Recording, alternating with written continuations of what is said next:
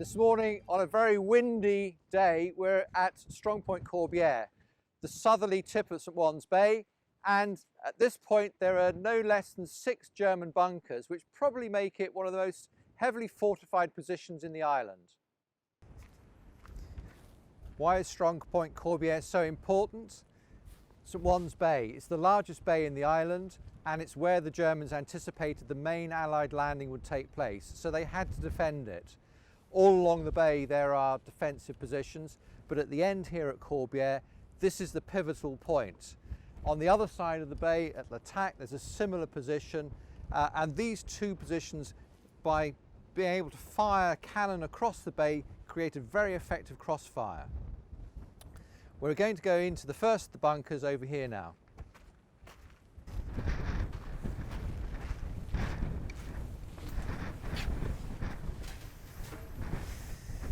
So as we come down into the bunker, through the gas lock and the steel doors, we enter the crew room. This is where the crew would have done their daily duty. They would have come down from their billets up the road, come on duty, done whatever they were required to do in the sense of maintenance, practice and so on, and they would have brought their lunch would have been brought down to them, so you can sort of see they've got, would have kitted out with some utensils. They've got a stove there to warm the meal up. They wouldn't have actually slept in here, however, so these bunks would have normally been folded up against the wall, but if the crew of 9 were on alert, they expected an imminent attack, then that's when they would have stayed in the bunker. They wouldn't have gone back to their billets. As the war went on, it wasn't so much that they had a lot to do on their duty, because after September 1944 the Germans had declined to surrender. The troops, they knew that ultimately they were here until whenever the war was going to end. And their main concern during that period when the island was under siege was about food. And if they could catch a rabbit, or they could get a crab or something off the beach, that would supplement their food. And things like the stove here, they would have really been very interested in making sure they had enough wood and fuel to burn to keep them warm, because they really had not an awful lot to do. And they would tend to try and make this a little bit more homely, because they were stuck here for the period of their duty until they could get back to their billets in the evening. Now, the crew was a mixture of Germans and Poles. We almost know exactly who the crew was, because, funnily enough, one of the crew members came back after the occupation and visited Jersey on a number of occasions. He was a young German, Engelbert Hopper, who had left school, joined the army as all German boys had to do, trained, and he was sent out to France in 1944 and ended up in Jersey. And because he was regular army rather than the garrison troops that were here before, he ended up commanding this bunker. And so his insights as to what happened and the daily goings on, we've gained an awful lot of information from Engelbert during those visits. We've got some pictures on the wall, some sketches of the various crew members. We know there's Engelbert, there was a German by the name of Karl, another German called Gustav, and a Polishman, one of the 2 Poles stationed here, called Joseph. Interestingly, most of the crew here were over 40. Engelbert was by far the youngest at 19 when he first arrived in the island, and everybody else was probably double his age. Anyway, let's go through to the main part of the bunker, which is the weapons room where the automatic mortar is.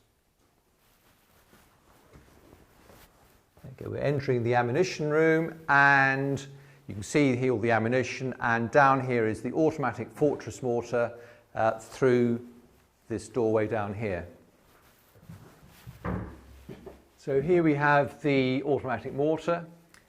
This is quite a fabulous weapon in the sense of its rarity, but also from its complexity. This particular weapon would have been used in the West Wall on the French-German border, and then brought across to the Atlantic Wall. There was one in Jersey here, and I think there's another one in Guernsey. This particular mortar is a replica built by the Channel Island Occupation Society members from original plans. It's so detailed that most people, when they see it, don't realise that. The real mortars would have fired at a rate of fire of sort of 120 rounds a minute. That was their maximum rate of fire. It could be fired at a lower rate, and though how it fired was through a shaft hidden under this duct under the floor to an electric motor down the other end. As the motor turns, the mortar would fire. Mortars would have to be loaded by hand from the ammunition room and handed up to the gunners here, who would then drop them into the magazine. It never would fire 120 rounds in a minute. It would be limited by the speed that they could bring the shells up to the mortar itself. Now, you may be wondering how this mortar fits in with the rest of the weapons at Strongpoint Corbiere. Bear in mind that this is a mortar 5 centimetres, which has a range of no more than about 800 metres. And actually, if you look at this map table showing the Strongpoint Corbiere, you can see here where we are. This is the bunker and this is the range. So we just about get to the lighthouse. We just about get to the other side of the Strongpoint, but we're nowhere near being able to fire into the bay. However, the main armaments, the main weapons of this Strongpoint, the cannon down here at K2 and the heavy machine gun turret above this bunker, are certainly capable of firing into the bay as part of the overall bay defence. This mortar is to protect the weapons on this Strongpoint. It's only designed for that purpose. It's designed to protect an attack against an attack made by infantry from the rear. If you imagine the Allies, if they had wanted to take this, they would try and take it before the landings in the bay, and this mortar, that's its job. Now, the other problem with this particular mortar is under 2 metres of concrete above us, 2 metres in the walls, is how on earth do the crew aim the mortar? There's not an awful lot of places they can look out to see where the targets are. So they're relying on somebody probably with a periscope to the other side of the bunker, an outside observer, and also the crew of the machine gun turret bunker above us. That's the only way they can see. So it's a weapon which is quite difficult and to aim, and they would get instructions from those observers as to the direction and the distance. On the map here you'll see that the certain areas are marked in these red squares, so they're predetermined targets. So an observer would say fire mortars into zone number 6, and then the mortar would fire along the causeway between the headland here and the lighthouse. Obviously, zone 4, up here, zone 2. It made life easier for the gun aimer actually operating the mortar. Just before we leave the weapon room, just have a look at the wheel, the flywheel of the electric motor. There's some holes in there. If the power fails, some poor unfortunate German soldier would have to put a handle in there and turn the flywheel by hand to operate the mortar. Now we're going to look at one of the secrets of this bunker, which was only discovered at the end of the occupation and when the British troops came into it. So we're still in the standard part of the bunker, ventilation equipment here, and the entrance defence over there, which protects the entrance. So a machine gun would have been mounted in there, lit with a blue light, which doesn't escape as much as a yellow or other light, so is better in a blackout. As we go down here, though, this is the custom bit of the bunker. This is really unusual because bunkers, the standard bunkers, would normally only have one entrance. This effectively creates a second entrance.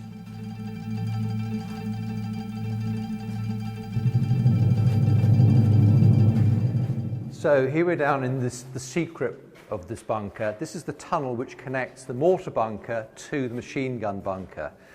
Originally, so the story goes, when the bunker was being built, an inspection was made, and it was considered that the trench, which ordinarily would have connected the two bunkers together, was not going to give protection to the two crews. And as you remember, the two bunkers are inextricably linked because the mortar bunker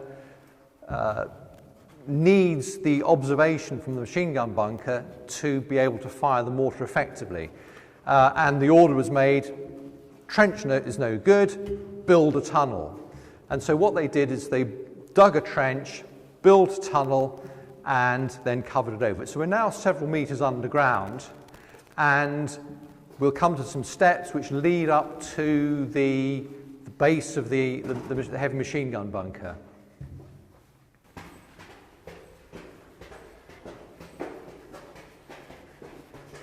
As we hear, look at this cutout on either side. Military construction don't go in for decoration, so anything like this has been built for a purpose. And the reason why this has been built like this is all to do with German regulations, their construction rules. It enables two men to pass side by side. Their shoulder and arm go into the cutout and either side here. This is the minimum width that the Germans set, and rather than build it this wide, an engineer sat down and worked out, if we cut out the concrete here, cut out the concrete there, we also get a smaller arch, we save the materials. And for the Germans, saving materials was really important because at the end of a long supply chain, if they could save it, that was brilliant. Labour costs in creating this cutout didn't matter, labour was cheap. So that's the reason for this, and it's all part of the military construction. Oh, just before we go, look down at the floor down here.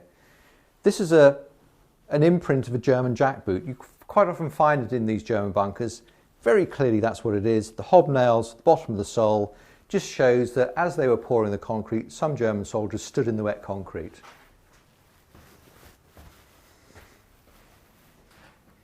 We're on our way down to the bunker which houses the main cannon for Strongpoint Corbiere, which fires out into the bay. But actually, whilst we're walking down here, it's probably worthwhile just thinking about how and who built these bunkers. Well, the Germans recruited a huge number of people, brought about 7,500 people over to the island. 30% of those came from Belgium, France and Holland. Another 30% came from the same regions. They were conscripted. 20% were German, and 20% came from the Eastern Front. Now, those workers were treated quite differently. Those who were volunteers were able to move in and out of their camp accommodation. They were paid wages, as were the conscripted. They weren't given much food, and there was quite a lot of trouble with them stealing food from the locals. However, the 20% who came from the Eastern Front, they are the ones who were called the slave labourers, because they were locked up in camps and they were literally starved. They were brought here to work, and that's all the Germans cared about. And they fed them on starvation rations. It was really a hard life for those workers, but there were an awful lot of other workers working side by side with them.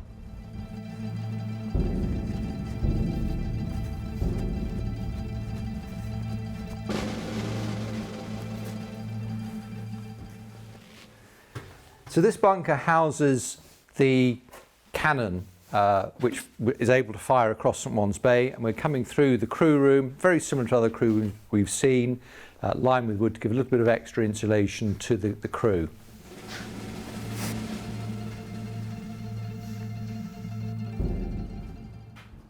So this is the main weapon of the bunker here. It's First World War French cannon. Originally it would have been mounted on carriage wheels, and the Germans captured so many of these guns at the beginning of 1940 when they invaded France that they designed this type of bunker around the gun. They basically took the gun off the gun carriage and then mounted it on a fortress mounting, refurbished the gun, and there they had a 10.5 centimetre gun with a range of about 4 to 5 miles. Perfect for shooting across the bay here. Now, the ammunition fired in this gun was essentially in two parts, the head and then the cartridge. So when the crew here loaded the gun, they would load first the head and then the cartridge. Apart from the heads and shells in the gun room itself, there are separate rooms within the bunker containing a vast quantity of extra ammunition, so this gun was pretty well stocked. Once it's loaded, close this up, and there would have been a lanyard here, and the gun crew would have pulled the lanyard and the gun would have fired.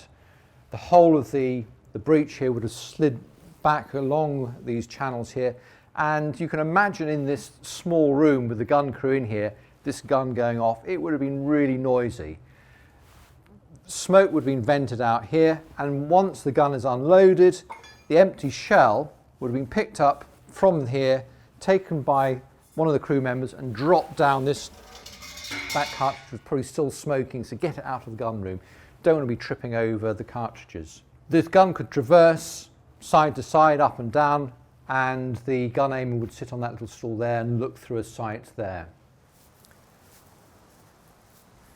Well, that's the end of our virtual bunker tours. You have to remember that we wouldn't have been able to see the interior of these bunkers without the decades of hard work by the members of the Channel Island Occupation Society who've restored them.